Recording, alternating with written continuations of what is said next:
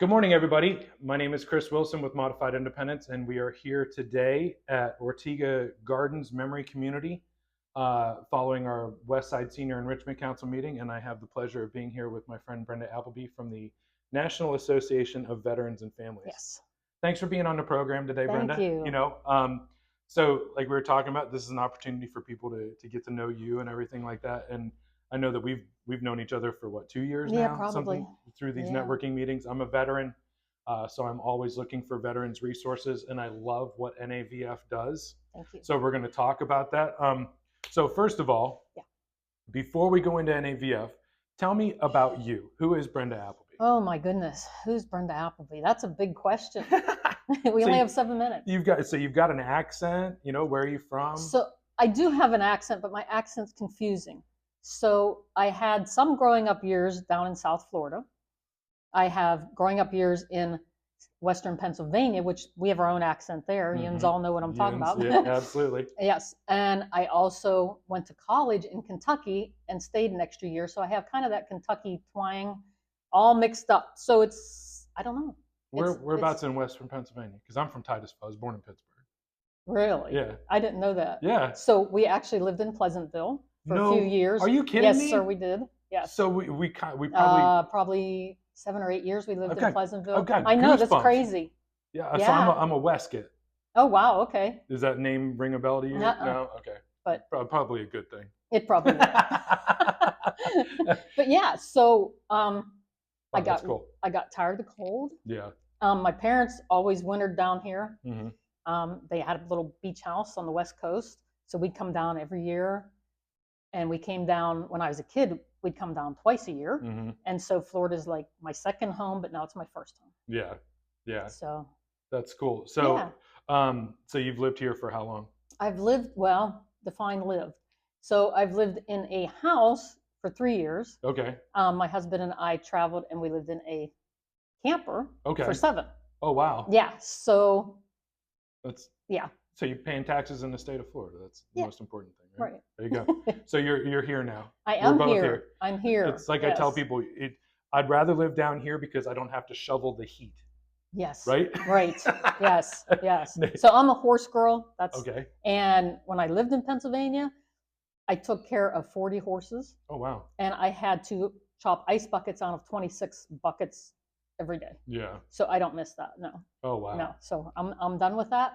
We don't have to chop ice buckets. Yeah, we don't have to chop ice buckets. Okay. No. So now let's talk about your group, NAVF. Tell us about NAVF. Okay, so NAVF is a nonprofit. We do not charge for our services. What we do is the aid and attendance benefit. It is for veterans who are wartime veterans. They have to be over 65 unless they're Social Security disabled. Okay. If they're 100% Social Security disabled, doesn't matter their age, we can get them the aid and attendance benefit. So I just learned something. Yeah. I didn't realize that. I thought it was only over 65. No. That's the only. So if they're SSDI, 100%. Exactly. Now they still have to be a wartime veteran. Right. Yeah. Right. Mm-hmm. So wartime. Wartime is the biggest criteria. Just explain wartime. Okay, so wartime is they had to have served during a wartime period. That's World War II, Korea, Vietnam, the Gulf Wars. They did not have to be in the war. Right. We're not talking combat veterans. Right. We're not talking, even in the area. They could be stateside. Right. And there's 2 exclusion periods because we weren't at war during between Korea and Vietnam. There was Correct. A few years there. Yeah, there's 5 years there. 5 years there. Yeah. So what years are those? I don't know. Oh, okay. Not off the top of my head. And then there's a period after Vietnam until there's a long period. So pretty much the 80s. Yes, they're not included. Correct. So we just saw Wendy, the director of the building, just walked in the door back there. So there are 2 exclusion times, but your service has to be 100% during those exclusion times. As long as you were, if you served, but then we went to war while you were still serving. So it is, you have to have 90 days of active duty. So reserves can be called up to active duty. So it's 90 days active duty, 1 day during wartime, unless you're talking the Gulf Wars. Then they have to have 2 years active duty, still 1 day in wartime.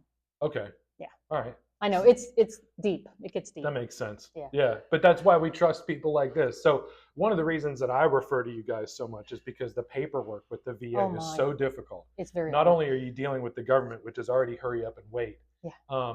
but on top of it, they turn down your initial application and you have to file an appeal and you have X number of days to Right. get that done. And the paperwork's very confusing. So we try not to have them do it. We try to get them over Right. to you. Yeah. So with that in mind, Mhm. why don't you tell everybody how they can get a hold of you?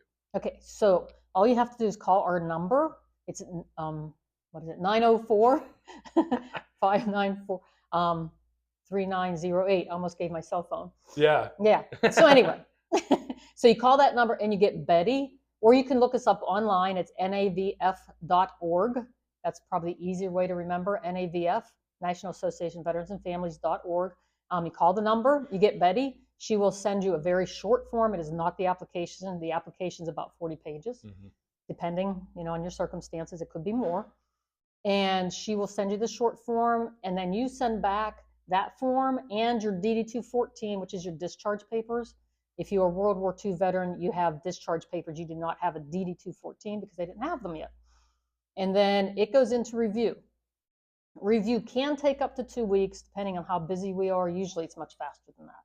So it gets reviewed by an expert or two, and the DD-214 is the first thing that gets looked at to make sure you qualify under the wartime period. Once that is checked off and it's fine, then it goes and we look at your your intake form to make sure that you have the health conditions needed. You have to be paying for care, that kind of criteria. We look at all the criteria, and if we have questions, it'll go back to Betty. She'll call and say, hey, could you clear this up? Like the other day I had somebody and we asked, how much money do you get per month for Social Security? They had $190,000. Wow. Obviously they added 2 zeros extra for Yeah. whatever reason. It was 1900. So, we just make sure that we have the correct information. Yep. And from there, once it's done and we're determined that you're going to qualify, we will give you one of our agents. We are not the VA. We assign you one of our agents to work with you, and they will tell you what we need, and they fill out the application for you. Like we said, it's 40 pages plus. Yeah. So you do not even have to fill that out. Now, is there a way that we can email you if we can't make a phone call or anything? Do you have an email address that you share? You can email Betty. Betty? Yeah. What's her email address? Betty at vetsmatter.org. Vetsmatter.org. Vetsmatter. Vetsmatter.org. Well, I really appreciate you. Yeah. This has been our first segment of It's 7 fun. Minutes for Seniors. She and I will be back tomorrow wearing the same clothes, sitting in the same location. So y'all have a wonderful day. Thank you very much. Take care and be safe.